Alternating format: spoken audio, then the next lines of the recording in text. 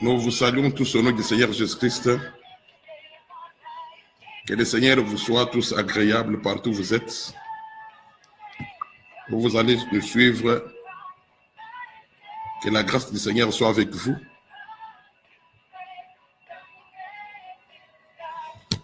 Nous voulons commencer notre émission, La lumière du soir.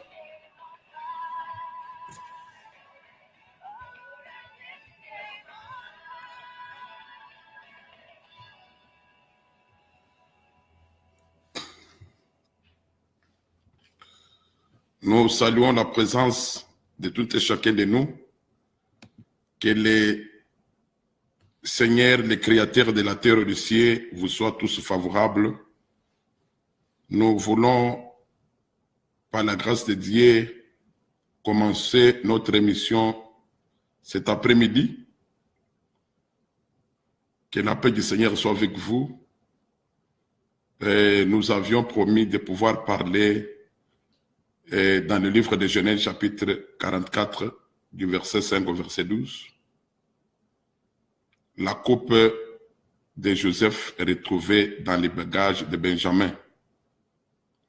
Et nous avons toujours dit que, aussi longtemps que la grâce du Seigneur est sur nous, nous n'allons pas manquer de pouvoir le servir en prêchant la parole, en pratiquant la parole, en pratiquant de bonnes œuvres que le Seigneur avait créées pour que nous puissions les pratiquer. Voilà pourquoi nous avons toujours exhorté à tout enfant de Dieu de pouvoir vivre la parole de Dieu. La vraie connaissance de la parole, c'est celle qui conduit un enfant de Dieu à pouvoir craindre le Seigneur. La connaissance véritable de la parole éloigne l'homme de la cupidité, éloigne les enfants de Dieu de l'orgueil, éloigne les enfants de Dieu de l'adultère, l'impudicité, ainsi de suite. Celui qui connaît Dieu, c'est celui qui le craint. Mais celui qui ne connaît pas Dieu, c'est celui qui marche à la manière de ce monde. Alors, sans plus tarder, nous allons lire une écriture avant de pouvoir commencer avec la coupe de Benjamin retrouvée dans les bagages, la coupe de Joseph retrouvée dans les bagages de Benjamin. Nous voulons d'abord ajouter un élément qu'on n'avait pas pu expliquer dans la vidéo précédente par rapport à la repentance du roi Nebuchadnezzar. Là, nous sommes dans le livre de Daniel, chapitre 4. Le mercredi passé, on avait parlé de cette repentance et on avait expliqué cette repentance. La repentance du roi Nebuchadnezzar, mais aujourd'hui, nous parlons de la coupe de Joseph retrouvée dans les bagages de Benjamin. Mais nous allons ajouter l'élément qu'on n'avait pas pu expliquer la fois dernière. Nous sommes dans Daniel chapitre 4. Et nous lisons le verset qui dit que le roi va manger l'herbe. C'est ça ce que je suis en train de chercher. Ok, verset 33, Daniel 4, verset 33. Au même instant, la parole s'accomplit sur Nebuchadnezzar. Il fit chasser du milieu des hommes. Il mangea de l'herbe comme le bœuf. Je vais encore ajouter une autre écriture. Daniel 4, verset 15. Mais laissez en terre le tronc où se trouvent les racines et liez-les avec des chaînes de fer et de reins parmi l'herbe des champs, qu'il soit trempé de la rosée du ciel et qu'il ait comme des bêtes l'herbe de la terre pour partage. Voilà. La fois passée, je n'avais pas expliqué l'herbe que le roi devait manger quand il va devenir bête. Alors, pour expliquer l'herbe, nous n'allons pas aller au-delà des Écritures. Nous restons dans les Écritures. Voilà, nous prenons Genèse chapitre 9 pour expliquer l'herbe que le roi devait manger quand il va devenir bête. Genèse chapitre 9. Je vais lire à partir du verset 1er. Dieu bénit Noé et ses fils, leur dit, soyez féconds, multipliez, remplissez la terre. Vous serez un sujet de crainte et de foi pour tout animal de la terre, pour tout oiseau du ciel, pour tous ceux qui se mettent sur la terre et pour tous les poissons de la mer. Ils sont livrés entre vos mains. Tout ce qui se meut et qui a vie vous servira de nourriture. Je vous donne tout cela comme l'herbe verte. Voilà. Vous allez vous souvenir que dans Genèse chapitre 6, il est écrit que quand les filles des hommes avaient, en fait, les fils de Dieu avaient pris les filles des hommes en mariage, cela avait suscité la colère du Seigneur. Et le Seigneur tua le monde ancien par des eaux du déluge. Mais il se réserva Noé avec sa famille. L'Écriture nous dit que après le déluge, Noé sortit avec ses enfants de l'arche.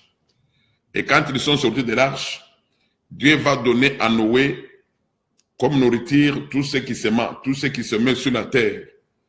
Donc, tout ce qui a vie sur la terre. Donc, que ce soit les animaux, que ce soit les poissons, tout ce qui a vie sur la terre, tout ce qui se meut sur la terre, Dieu donne cela à Noé comme nourriture. Et Dieu va appeler ça, il va appeler tout ce qui se met sur la terre l'herbe. Il dit que je te donne cela comme l'herbe verte. C'est-à-dire que Dieu appelle, que ce soit les poissons, que ce soit les animaux, Dieu aussi utilise le langage de l'herbe. Dieu les appelle comme l'herbe. Voilà, c'est ça ce que Dieu avait donné à Noé.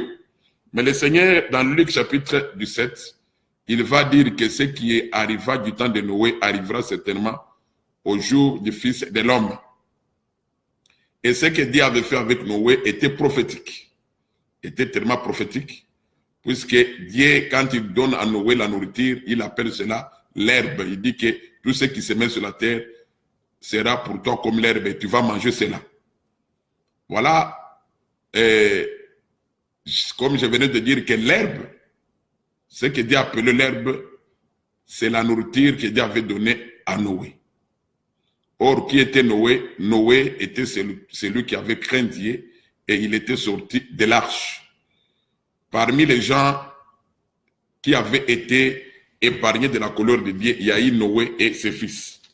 Alors, quand nous lisons le livre des 2 Rois, au chapitre 19, 2 Rois, chapitre 19, le Seigneur va encore maintenant expliquer l'herbe. 2 Rois, chapitre 19. Je vais lire le verset 26. Leurs habitants sont impuissants et épouvantés et confus. Ils sont comme l'herbe des champs et la tendre verdure. Voilà. Ici, c'était la guerre entre Ézéchias et Sanchérib. Et on va appeler le peuple impuissant comme étant l'herbe. Voilà pourquoi quand Dieu donne à Noé la nourriture, il appelle cette nourriture l'herbe.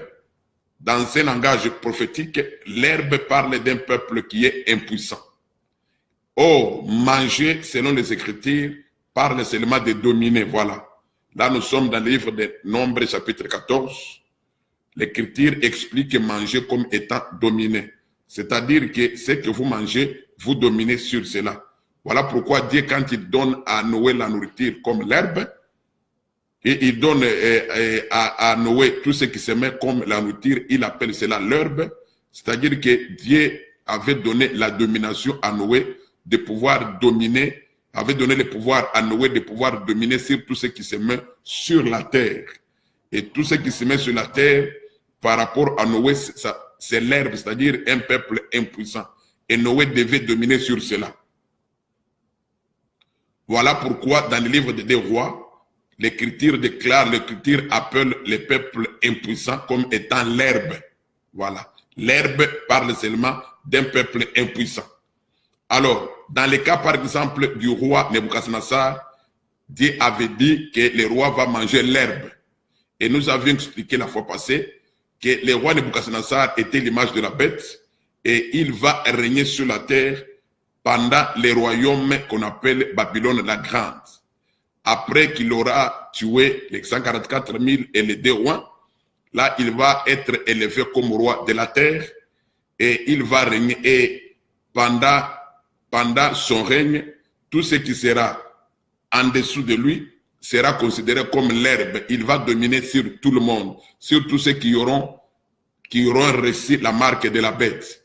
Donc, l'herbe que Nebuchadnezzar va manger, ce n'est pas l'herbe physique, mais il va plutôt dominer sur tous ceux qui auront reçu l'esprit de la bête, la marque de la bête.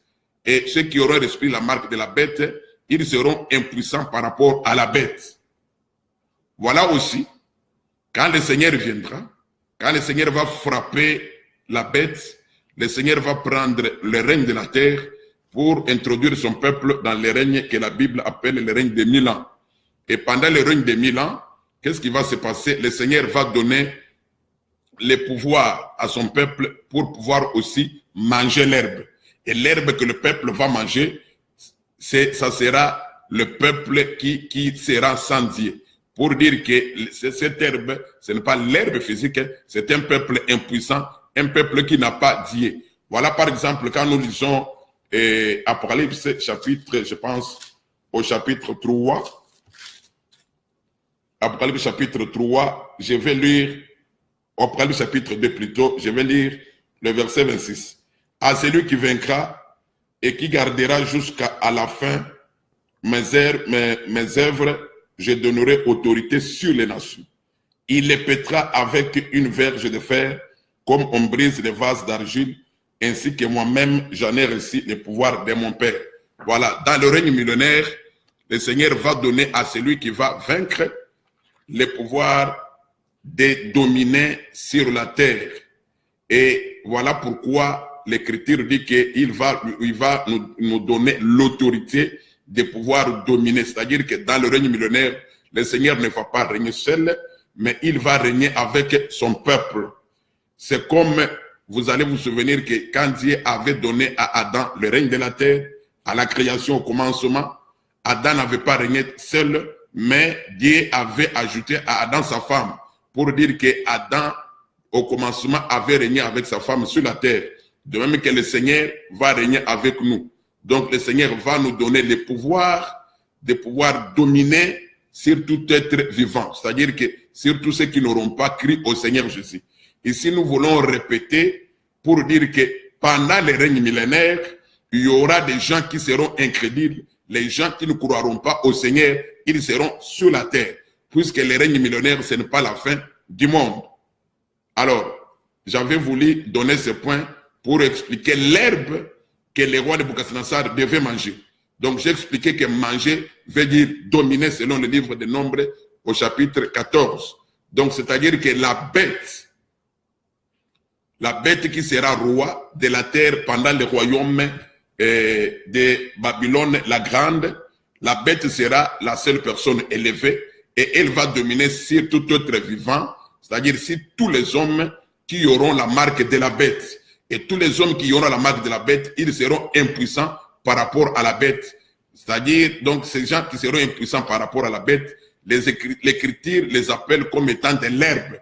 Voilà pourquoi on dit que le roi Nebuchadnezzar va manger l'herbe. C'est-à-dire qu'il va dominer sur les hommes impuissants.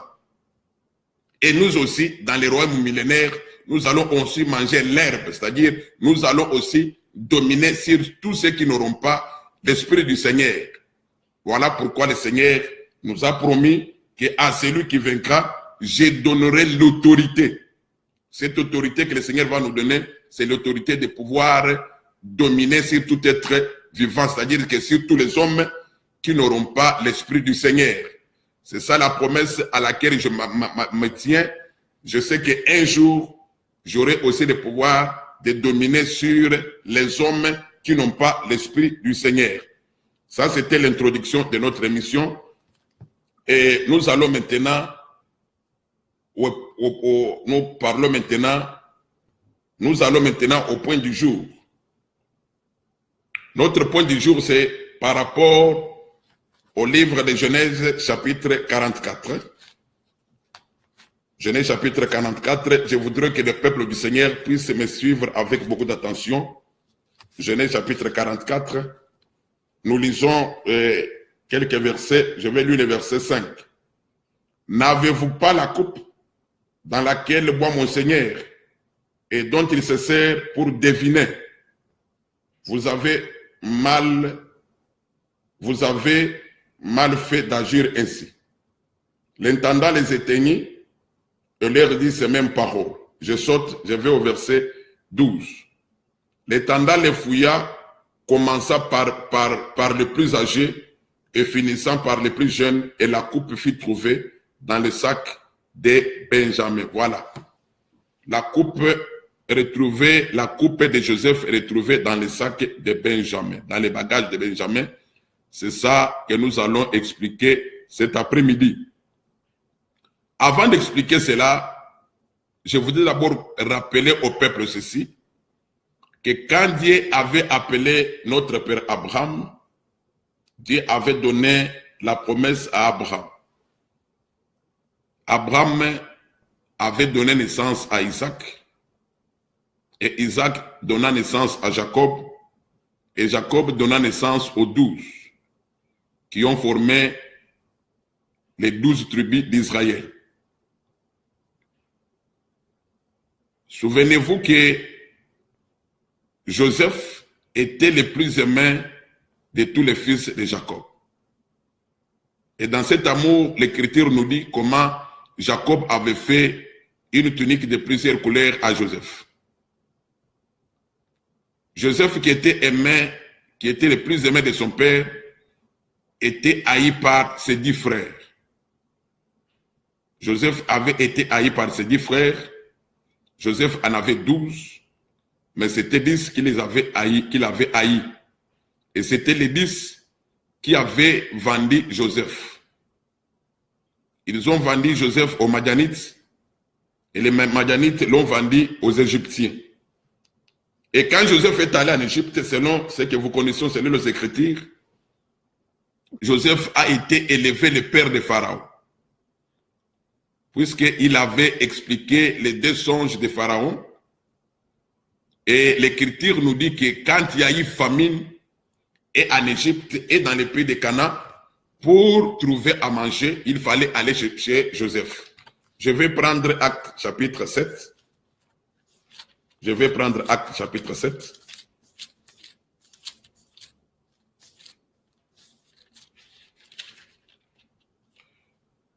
Je vais lire à partir du verset 11. Il survint une famine dans tous les pays d'Égypte et dans celui de Canaan. La détresse était grande et nos pères ne trouvaient pas de quoi se nourrir. Jacob apprit qu'il y avait du blé en Égypte. Il y envoya nos pères une première fois.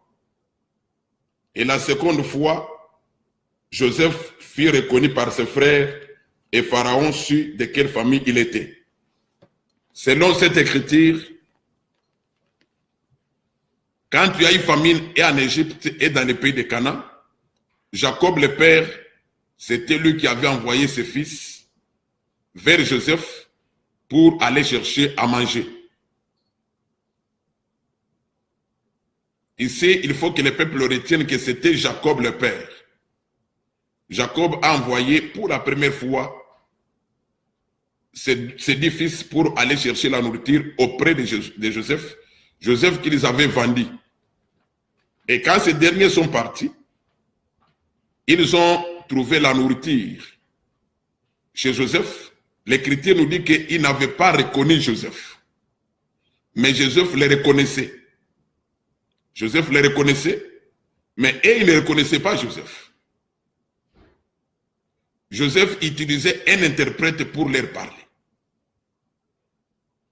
Donc, et il parlait la langue de Canaan, mais Joseph connaissait la langue de Canaan, mais Joseph ne parlait pas cette langue. Joseph utilisait un interprète pour communiquer avec ses frères.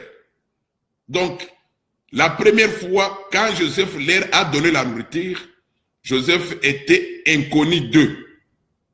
Voilà pourquoi, quand vous lisez les Écritures, ils appellent Joseph l'homme. puisque quand ils sont rentrés auprès de Jacob, ils vont dire à Jacob que l'homme, cet homme qui nous a servi, je vais lire l'écriture, je vais lire Genèse 43, d'abord Genèse 42, je vais lire le verset 30. L'homme qui est le Seigneur du pays, voilà. Et je lis aussi Genèse 42, et Genèse 42, verset 33. L'homme qui est le Seigneur du pays. Quand nous lisons, nous allons dans Genèse 43, Judas va dire ceci. Judas lui répondit, cet homme, voilà. Pour dire que quand ils sont allés prendre la nourriture pour la première fois, Joseph était inconnu d'eux. Donc Joseph était un étranger pour eux. Ils ne savaient pas que Joseph était leur frère. C'est à la deuxième fois qu'ils ont connu que réellement Joseph était leur frère qu'ils avaient vendu. Et tout ceci était quelque chose de très prophétique. C'était très prophétique. Remarquez que c'était Jacob, le père, qui avait envoyé ses fils auprès de Joseph pour aller chercher la nourriture, car il y avait la famine, et dans les pays de Canaan, et dans les pays d'Égypte. La nourriture se trouvait seulement auprès de Joseph. C'est-à-dire que si on ne va pas vers Joseph, on ne va pas vivre. Puisque pour vivre, il faut manger. Alors, ces gens ici, ces 10 frères de Joseph, quand ils sont allés pour la première fois, c'était leur père qui les avait envoyés pour accomplir l'écriture qui dit que personne ne peut aller au fils s'il n'a pas été appelé par le père. Là, nous sommes dans le livre de Jean, chapitre 6, verset 44. Donc, Joseph considéré comme le fils et Jacob comme le père. Donc, c'est Jacob qui les avait envoyés vers le fils pour accomplir cette écriture. Cela expliquait la première venue du Seigneur Jésus dans le monde en Israël.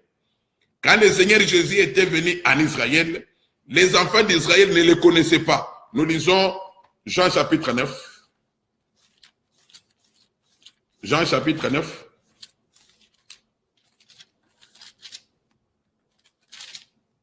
Je suis au verset 29. Nous savons que Dieu a parlé à Moïse, mais celui-ci, nous ne savons d'où il est. Donc, la première venue du Seigneur Jésus en Israël, le Seigneur Jésus était un étranger aux enfants d'Israël. Il ne les connaissait pas. Voilà pourquoi il pouvait déclarer que nous connaissons Moïse, mais celui-ci, nous ne connaissons pas d'où il vient. Et quand le Seigneur est venu pour sa première fois, il avait donné aussi une nourriture aux enfants d'Israël. Et cette nourriture qu'il donnait, c'était des paraboles, voilà. D'ailleurs, vous allez remarquer, quand vous lisez Matthieu chapitre 16, écoutez Matthieu 16, Matthieu 16.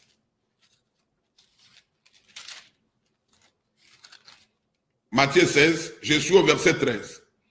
Jésus étant arrivé dans les territoires de Césarée, de Philippe demanda à ses disciples, qui dit-on que je suis moi le fils de l'homme? Ils répondirent, les uns disent que tu es Jean-Baptiste, les autres Élie, les autres Jérémie ou l'un des prophètes. Par rapport à cette question, Jésus était confondu à l'un des prophètes. Donc, Jésus, quand on le regardait, on voyait Jérémie en lui. On voyait Élie en lui. On voyait même Moïse en lui. Puisque le Seigneur Jésus, c'est l'ensemble de tous les prophètes. Or, c'était Moïse qui avait donné la manne aux enfants d'Israël dans le désert. Quand vous lisez les Écritures, la manne était une nourriture inconnue aux enfants d'Israël dans le désert. Et d'ailleurs, la manne veut dire seulement qu'est-ce que c'est. Nous lisons Exode 16. Exode 16.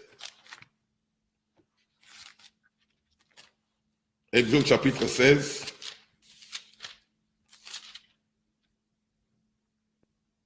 Je vais lire le verset 15. Les enfants d'Israël regardaient, ils se dirent l'un à l'autre, qu'est-ce que c'est cela? Voilà. Quand Dieu leur a donné la manne, ils ne connaissaient pas la manne. Et la manne, c'était Dieu qui leur avait donné par Moïse. Et nous sommes en train de dire que quand le Seigneur Jésus est venu dans le monde, tous les prophètes étaient en lui. Et le Seigneur Jésus, selon les critères que nous venons de donner dans Jean, il était inconnu des enfants d'Israël. Voilà pourquoi, quand les 10 frères de Joseph étaient allés pour la première fois prendre la nourriture auprès de Joseph, Joseph était inconnu au-devant d'eux, mais Joseph les connaissait. Donc, c'était un inconnu qui leur avait donné la nourriture.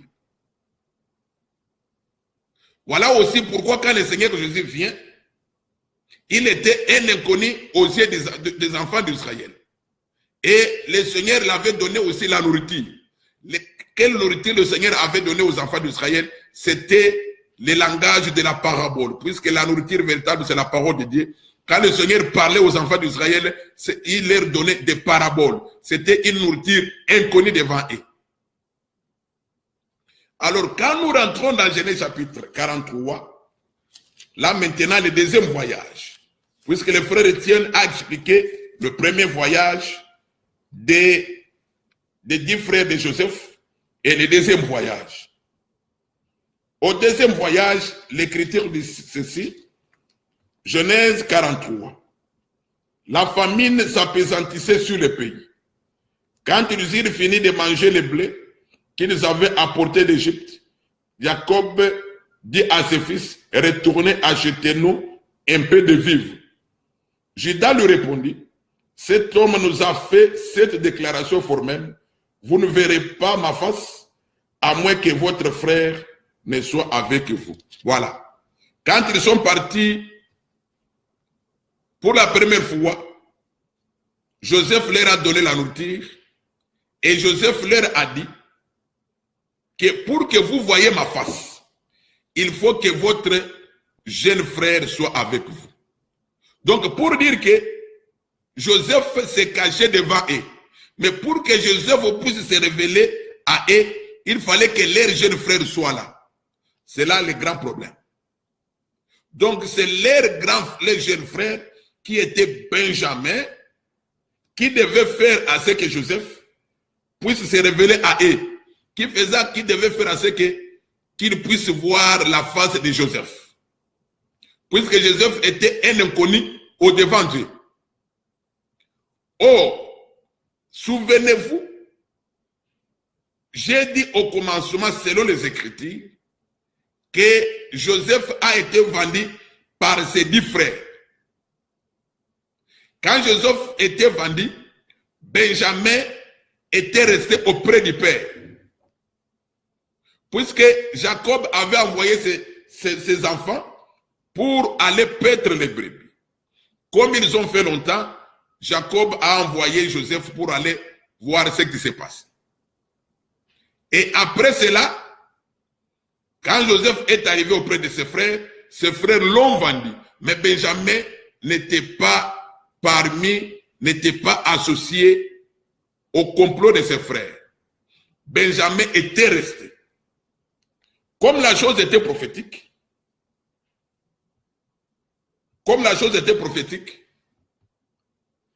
nous devons aussi voir,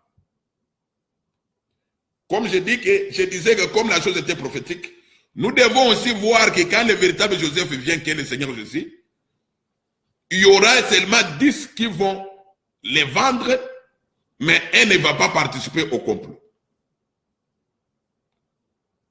Voilà pourquoi, pendant leur deuxième voyage, pour qu'ils aillent pour la deuxième fois chez Joseph, pour que Joseph puisse se révéler à eux, Joseph va donner la condition, il faut que votre frère soit là. Et les jeunes frères qui devaient être là, c'était Benjamin. Nous lisons maintenant Genèse chapitre 44. Je relis le verset 5. Avant de lire le verset 5, je vais lire d'abord Genèse 43, verset 16. Dès que Joseph fit avec Benjamin, il dit à son intendant, fais entrer ces gens dans la maison, tu apprêtes, car ces gens mangeront avec moi à midi. Cet homme fit ce que Joseph avait ordonné et il conduisit ces gens dans la maison. Ils eurent peur lorsqu'il fut conduit à la maison de Joseph et ils dirent, c'est à cause de l'argent remis l'autre fois dans nos sacs qu'on nous amène, c'est pour se jeter sur nous, se précipiter sur nous, c'est pour nous prendre comme esclaves et s'emparer de nos âmes. Par rapport à cette écriture, pour que Joseph se révèle à ses frères, il fallait que Benjamin soit là. Or, Benjamin, c'est celui qui n'avait pas participé au complot de ses frères quand ils avaient vendu Joseph vers les Madianites. Et les Madianites l'ont vendu en Égypte. Voilà, au deuxième voyage. Joseph va leur dire, pour que vous voyez ma face, il faut d'abord que Benjamin, que votre jeune frère soit là. Et ils ont amené leur jeune frère. Quand leur jeune frère est venu, quand Joseph a regardé ses jeunes frères, là nous sommes au verset 29, verset 30. Je lis d'abord le verset 29, Genèse 43.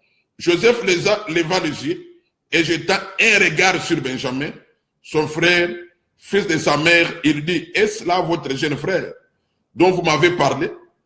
Et il ajouta, Dieu te fasse miséricorde de mon fils. Ses entrailles étaient émues pour son frère. Il avait besoin de pleurer. Il entra précipitamment dans une chambre et il y pleura.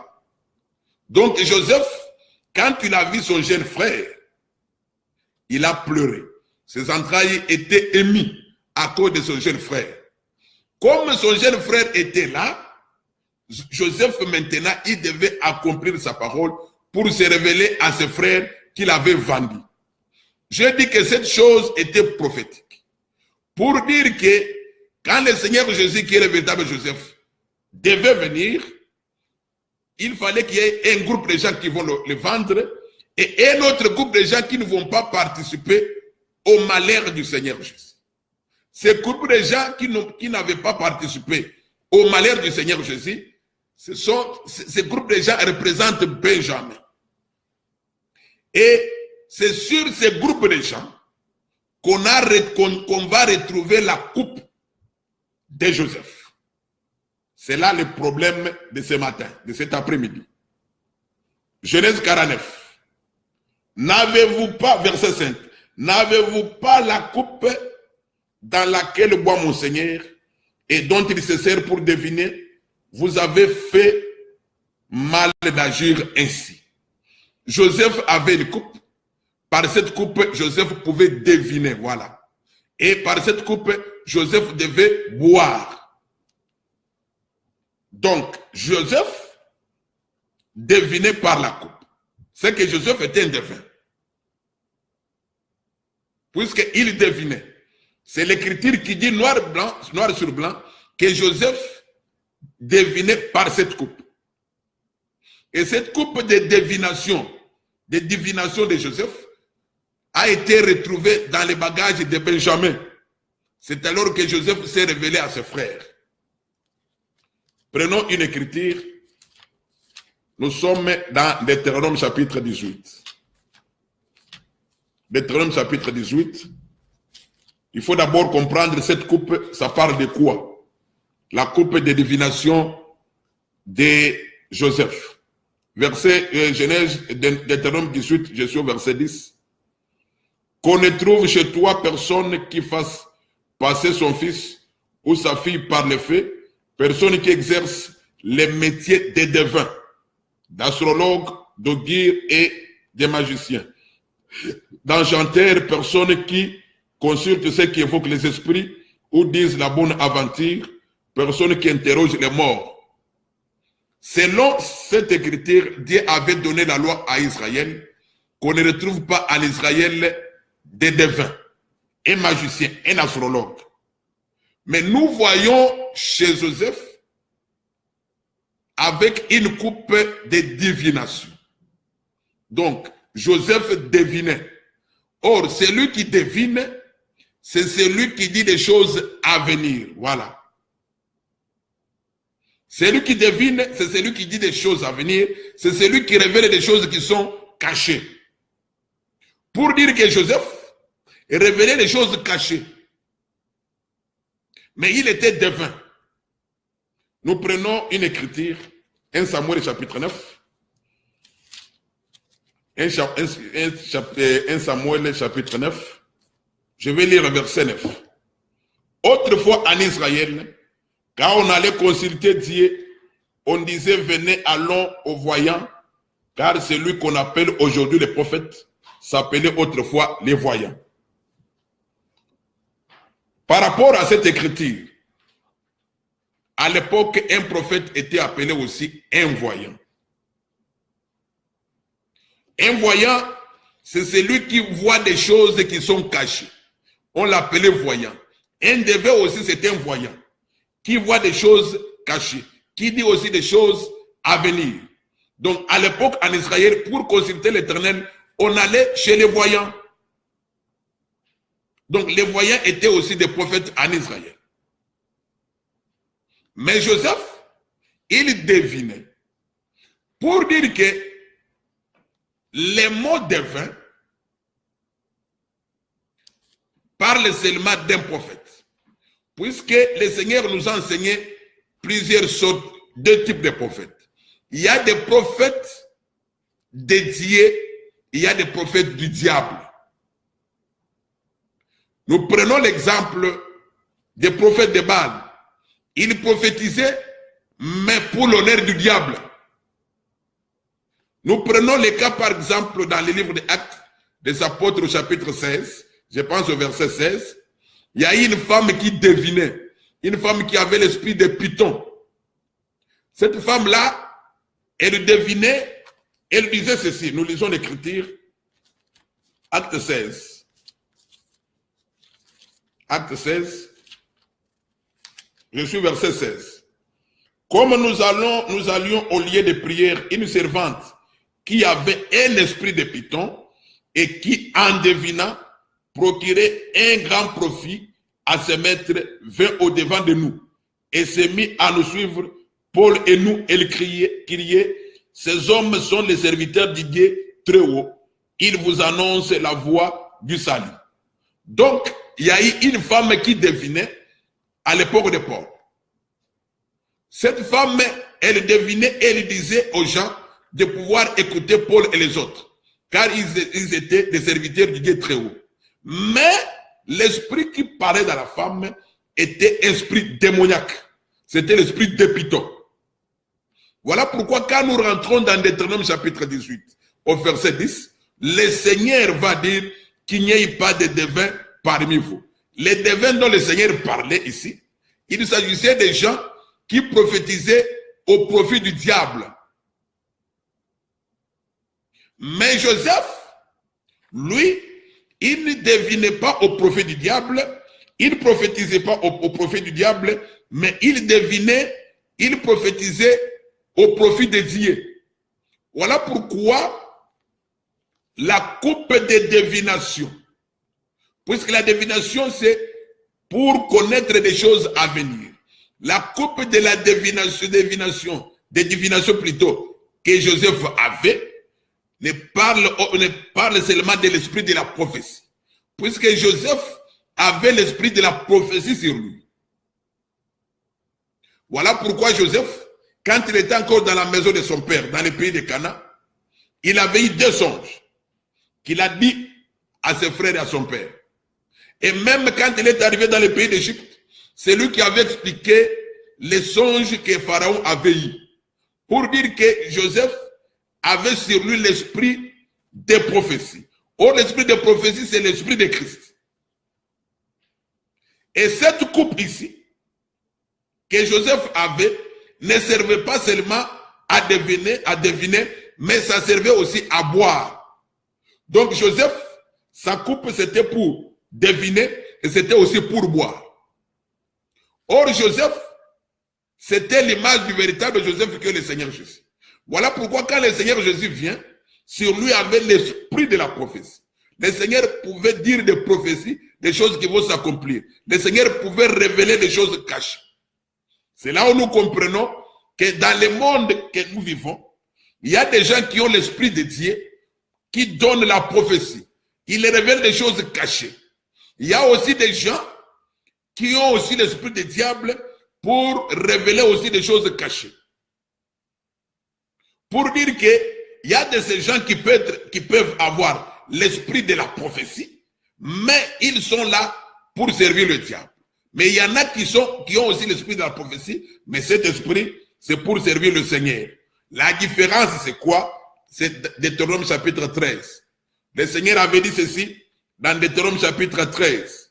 Si il se lève au milieu de vous un prophète et qu'il vous dit des choses qui s'accomplissent, ne croyez pas à ce prophète jusqu'à ce que vous allez vérifier quel est le Dieu qu'il sert. Si le prophète qui a dit des choses qui se sont réalisées, mais il sert un faux Dieu, il ne faut pas croire en lui. C'est là qu'on doit faire la différence entre les vrais prophètes et les faux prophètes. Puisque les faux prophètes aussi, ils disent des choses vraies. C'est comme la femme là, qui avait l'esprit de Python. La femme qui avait l'esprit de Python, elle disait la vérité. Et Paul et les autres, ils étaient réellement des serviteurs du Dieu très haut. Mais l'esprit qui parlait de la femme, l'écriture est claire que l'esprit qui parlait de la femme, c'était l'esprit de Python. Même chose aussi avec d'autres faux prophètes qui se retrouvent comme les prophètes de Baal et autres. Ils étaient des faux prophètes. Pour dire qu'en Israël, ce que Dieu avait défendu, il défendait que les gens puissent faire confiance aux faux prophètes. Les gens qui prophétisent et que ce qu'ils prophétisent, c'est la vérité, mais en réalité, ils ne servent pas les dieux d'Abraham, d'Isaac et de Jacob. Voilà la coupe de la divination de Joseph. Cette coupe-là lui servait pour deviner, c'est-à-dire pour prophétiser, mais aussi cette coupe les servait aussi pour boire. Et nous avons expliqué que pour deviner, nous avons donné l'exemple comment Joseph avait prophétisé sur les deux songes, avec lesquels les deux songes que Pharaon avait eu. Et Joseph, c'est lui qui avait expliqué, il avait expliqué pour dire que ce que tu as vu, c'est une seule chose, il y aura 7 années d'abondance et 7 années de la disette. Et la chose était arrivée. Même chose avec les deux songes qu'il avait eu. Quand il était auprès de son père, il a donné les deux songes et ces choses étaient réellement arrivées. Alors, cette coupe, la coupe de Joseph, n'était pas seulement là pour deviner, mais c'était aussi pour boire. Et nous avons dit que le véritable Joseph, c'est le Seigneur Jésus. Quand nous lisons Marc chapitre 10, Marc chapitre 10, écoutez ce que l'Écriture dit. Marc chapitre 10. Je vais lire le verset 35.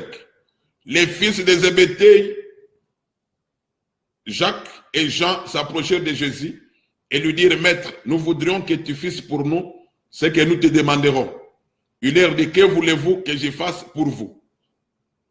Accorde-nous, lui dirent-ils, d'être assis l'un à ta droite et l'autre à ta gauche, quand tu seras dans ta gloire.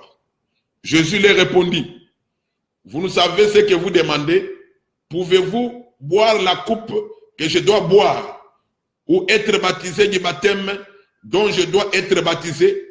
Nous le pouvons, dire-t-il. Et Jésus leur répondit, il est vrai que vous boirez la coupe que je dois boire et que vous serez baptisé du baptême dont je dois être baptisé. Par rapport à cette écriture, le Seigneur devait boire la coupe.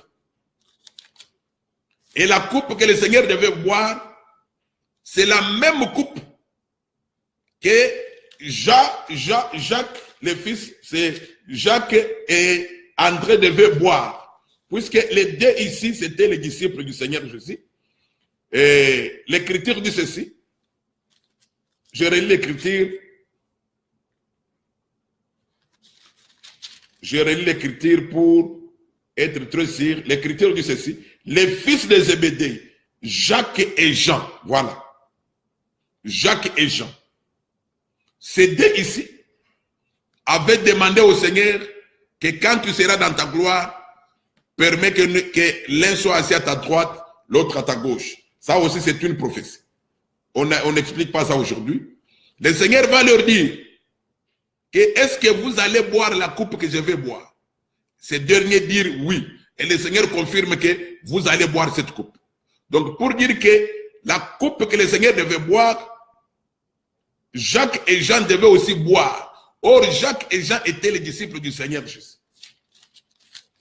Nous lisons Matthieu chapitre 26 pour connaître la coupe que le Seigneur devait boire. Matthieu 26, je suis au verset 39. Puis, ayant fait quelques pas en avant, il se jeta sur sa face et pria ainsi. Mon Père, s'il est possible que cette coupe s'éloigne de moi, toutefois, non pas ce que je veux, mais ce que tu veux. Donc, le Seigneur, quand le temps de sa mort est venu, il va dire ceci au Père, permets que cette coupe passe. Or, le temps de la mort, c'est le temps de souffrance du Seigneur Jésus. Puisque le Seigneur Jésus avait porté un corps semblable au corps des hommes. Il devait passer par la souffrance. Cette souffrance par laquelle le Seigneur devait passer, pour bien sûr la gloire de Dieu, c'est cette souffrance qu'on appelle la coupe que le Seigneur devait boire. Alors, quand nous rentrons chez le bien-aimé Joseph, dans Genèse 44, la coupe de Joseph lui servait pour deviner et lui servait aussi pour boire. Voilà pourquoi nous expliquons que la coupe de Joseph pour boire, c'est la coupe, c'est la souffrance que Joseph avait eue pour la parole de Dieu. Pourquoi? Puisque Joseph était le plus aimé de son père. Jacob aimait Joseph plus que tous les autres frères. De même que quand le Seigneur Jésus était venu, la Bible dit que quand le Seigneur Jésus est sorti des eaux du baptême au Jourdain, la voix a dit que voici mon fils, bien-aimé en qui j'ai mis toute mon affection. Donc le Père a aimé le Seigneur plus que tous les autres. Voilà pourquoi, de la même manière que Joseph a été haï par ses frères puisque le Père l'aimait plus, de même que le Seigneur Jésus a été haï par ses propres frères car le Père l'aimait plus. De la même manière que le Seigneur Jésus est passé par la coupe de la souffrance, de la même manière que Joseph aussi est passé par la coupe de la souffrance. Joseph a été vendu par ses frères. C'est la coupe de la souffrance par laquelle il est passé. Il a été esclave dans la maison de Potiphar. Il a fait une prison innocemment. Donc Joseph est passé par la coupe de la souffrance. Donc voilà la coupe de Joseph. Les servait à deviner, c'est-à-dire connaître les choses à venir, les choses qui sont cachées, et aussi souffrir pour la gloire de Dieu. Maintenant, remarquez, pour que Joseph se révèle à ses frères, cette coupe ici s'est retrouvée chez Benjamin. Or, Benjamin, j'ai expliqué que c'est celui qui était resté auprès du Père, attaché au Père, quand Joseph était vendu par ses deux frères. Pour dire que quand le Seigneur Jésus est venu, il y a eu un groupe de gens qui l'avaient vendu, mais un groupe qui ne l'avait pas vendu. Et Joseph va dire ceci à ses frères que pour que vous puissiez voir ma face, il faut que Joseph et Benjamin viennent. Quand Benjamin est venu, la coupe que Joseph buvait, Joseph a dit à l'intendant, après que l'intendant ait mis dans le sac de chacun la nourriture, Joseph a dit, prends aussi ma coupe, mais dans le sac du dernier, du plus jeune. Le plus jeune, c'était Benjamin. Quand on a mis la coupe là-bas, Joseph, quand ils sont partis, Joseph a encore envoyé l'intendant. Va vers ces gens, va leur dire que pourquoi vous avez pris ma coupe. Ils sont partis. Quand l'intendant est parti, ces gens ont dit que nous n'avons pas pris la coupe de notre Seigneur. Mais l'Écriture va dire que l'intendant avait fouillé les sacs de tout un chacun. Quand il a fouillé les sacs, il a retrouvé la coupe de Joseph dans les sacs de Benjamin. Et par cette coupe, ils sont tous rentrés. Et c'est alors que Joseph s'est révélé à ses frères. Pour dire que ce qui s'était passé, c'est ça aussi ce qui va venir. Puisque nous disons que le véritable Joseph, c'est le Seigneur Jésus. Ce qui était arrivé dans la vie du Seigneur, de Joseph, nous devons aussi le voir dans la vie du Seigneur Jésus avec les enfants d'Israël. Les enfants de Jacob, les 10, avaient vendu Joseph. Quand le Seigneur est venu, les 10 aussi devaient vendre aussi le Seigneur. Et d'ailleurs, les 10 qui avaient vendu le Seigneur, dans un sens, dans la révélation, ça ne parle que la loi, car c'est la loi qui avait vendu le Seigneur. Mais quand nous rentrons dans le langage prophétique, le Seigneur avait été haï par les enfants d'Israël. Les enfants d'Israël ont vendu le Seigneur. De même que Joseph avait promis à ses frères que pour que vous voyez ma face, il faut que votre jeune frère soit là. De même aussi pour que les enfants d'Israël puissent voir la face du Seigneur Jésus, il faut que leur jeune frère soit là. Or, la face du Seigneur, c'est ça même la lumière, c'est ça même la grâce. Donc, les frères de Joseph, la grâce qu'ils avaient eue pour voir Joseph, c'était Benjamin. Et Benjamin, c'est celui qui n'avait pas participé au complot des 10 qui avaient vendu Joseph. Pour dire que Benjamin parle seulement des prophètes. Puisque vous allez remarquer que chaque fois dans les Saintes Écritures, prenons le cas du roi Akab. Quand le roi Akab était roi en Israël, il avait pris une femme qu'on appelle Jézabel, la femme sidonienne, en mariage. Cette femme avait amené des faux dieux en Israël. Quand la femme a amené les faux dieux en Israël, les enfants d'Israël avaient adoré ces dieux. Dans un autre langage, ils avaient rejeté la parole. Ils étaient devenus des idolâtres. Mais quand vous lisez attentivement les Écritures, ce n'étaient pas tous qui étaient devenus idolâtres, mais c'était un groupe de gens qui étaient devenus idolâtres. Mais il y a eu aussi un groupe qui gardait la parole de Dieu. Ce groupe, c'était les prophètes. Les prophètes de Dieu sont ceux qui sont en train de boire aussi la coupe de Dieu. La coupe que le Seigneur a bu, la coupe de la souffrance. Vous allez remarquer que tous les prophètes, selon les Écritures, ils ont été tous tués à cause de la parole. De même que le Seigneur a été tué aussi à cause de la parole.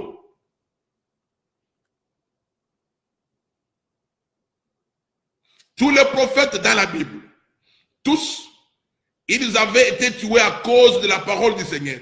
Puisque les prophètes avaient gardé la parole. Ils n'ont pas vendu la parole. Mais comme ils ont gardé la parole, voilà pourquoi ils avaient été tués.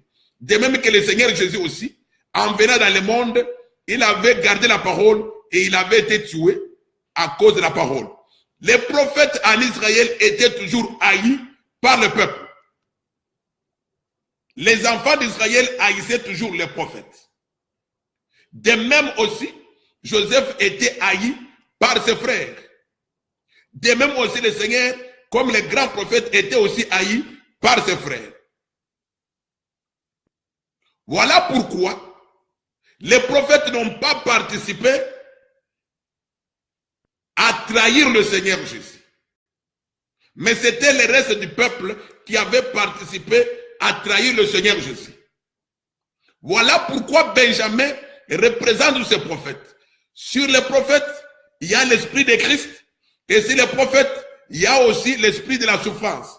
Pour dire que la coupe de divination qui était la coupe de Joseph, cette coupe est retrouvée chez Benjamin, pour dire qu'on a retrouvé chez Benjamin l'esprit de Christ. Et aussi on a retrouvé, puisque la coupe était la coupe pour deviner, et aussi la coupe était pour boire. Pour dire qu'on a retrouvé chez Benjamin la coupe on a retrouvé chez Benjamin l'esprit de deviner, qui est l'esprit de la prophétie. Et on a retrouvé aussi chez Benjamin l'esprit de boire. Et nous avons expliqué les boire ici. Ce sont les souffrances par lesquelles Joseph est passé. Les mêmes souffrances. Et le Seigneur est passé par les mêmes souffrances.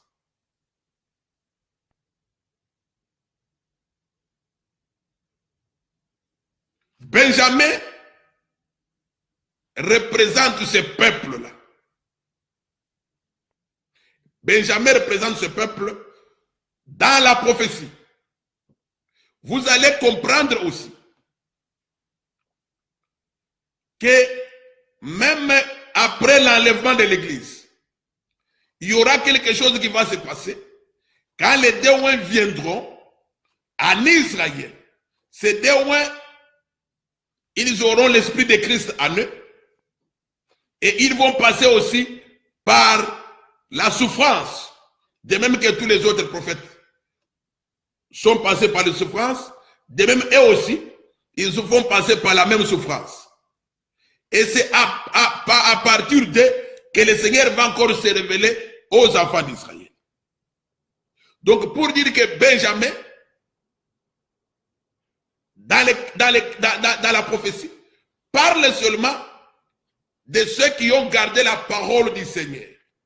Ceux qui ont gardé la parole du Seigneur, ceux qui n'ont pas trahi le Seigneur, représentent Benjamin. Puisque Benjamin était resté auprès du Père quand on avait vendu Joseph. Resté auprès du Père, c'est-à-dire resté attaché à la parole. C'est pourquoi en Israël, ce n'était pas tout Israël qui avait rejeté la parole, mais c'était une partie qui avait rejeté, et ceux qui avaient gardé la parole, c'était les prophètes. Voilà pourquoi quand le Seigneur viendra, pour que le Seigneur se révèle à Israël, puisque aujourd'hui le Seigneur est caché aux enfants d'Israël, il faudra d'abord que ces gens puissent recevoir l'esprit de Christ. Puisque les enfants en Israël, ce n'était pas tout le monde qui avait l'esprit de Christ. Ceux qui avaient l'esprit de Christ, c'était seulement les prophètes. Mais le reste du peuple rejetait la parole car ils n'avaient pas l'esprit de Christ en eux.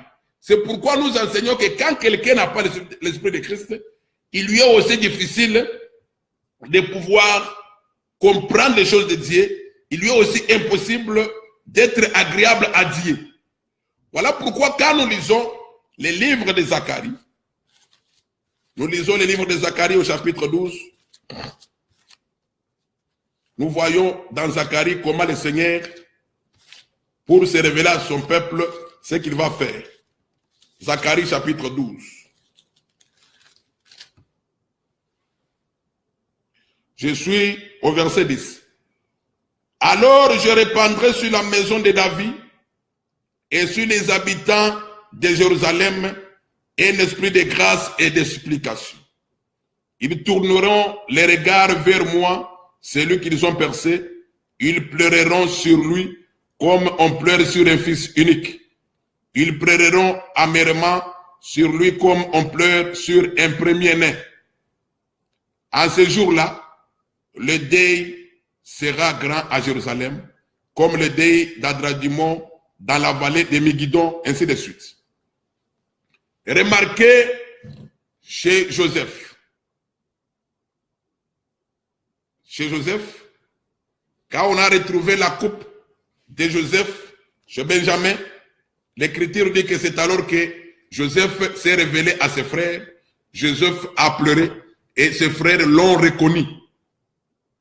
De même aussi, pour que les enfants d'Israël reconnaissent le Seigneur. Puisque le Seigneur, dans son premier voyage, dans sa première venue en Israël, il était un homme inconnu aux enfants d'Israël. De même que Joseph aussi, quand ses frères sont allés pour prendre la nourriture pour la première fois auprès de Joseph, Joseph était un inconnu. Alors la deuxième fois, c'est alors que Joseph s'est révélé. Pour dire que c'est à la deuxième venue du Seigneur Jésus que le Seigneur va se révéler aux enfants d'Israël. Mais pour que le Seigneur se révèle, voilà l'Écriture. L'Écriture dit qu'il va répandre l'Esprit. Voilà. Il va répandre son esprit sur la maison de David. Voilà pourquoi nous disons, quand on n'a pas l'Esprit du Seigneur, on ne peut pas aussi connaître le Seigneur. Et connaître le Seigneur aussi, ce n'est pas seulement connaître les Écritures, mais vivre aussi les Écritures. Pratiquer la parole de Dieu. Puisque celui qui connaît le Seigneur, c'est celui qui pratique sa parole. Voilà pourquoi l'Écriture dit, ici dans le verset 10, que le Seigneur va répandre son esprit sur la maison de David. C'est alors qu'ils vont tourner les regards vers celui qu'ils avaient percé. Le Seigneur avait été percé par un groupe de gens qui n'avaient pas reçu l'Esprit du Seigneur. Mais pour que ces gens-là puissent connaître le Seigneur, pour que le Seigneur se révèle à eux, il faut que le Seigneur puisse répandre son esprit sur eux. C'est ça ce que Joseph avait fait. Il avait répandu l'esprit sur Benjamin. Quand il a répandu l'esprit, il a mis sa coupe sur Benjamin. C'est alors que Benjamin est rentré, c'est alors que l'intendant, quand il a fouillé les bagages, il a retrouvé que la coupe était dans les bagages de Benjamin. Benjamin est rentré. C'est alors que Joseph s'est révélé à eux, puisqu'il y a eu la coupe de Benjamin dans les bagages de Joseph. Dans les bagages, la coupe de Joseph dans les bagages de Benjamin. Voilà, nous sommes à la fin de notre émission. Et nous voyons notre bien-aimé. Lui, il explique Benjamin comme étant la foi. Oui. Là, nous sommes dans la révélation. Benjamin comme étant la foi, oui. Mais nous avons expliqué ça sur le cadre, dans la prophétie. Donc, dans la prophétie, c'est par Benjamin que le Seigneur va se révéler à son peuple d'Israël. Et on ne peut pas parler de la foi sans avoir reçu l'Esprit du Seigneur. Donc, il faut d'abord recevoir l'Esprit du Seigneur pour parler de la foi. Que le Seigneur puisse vous bénir. Nous sommes à la fin de notre émission.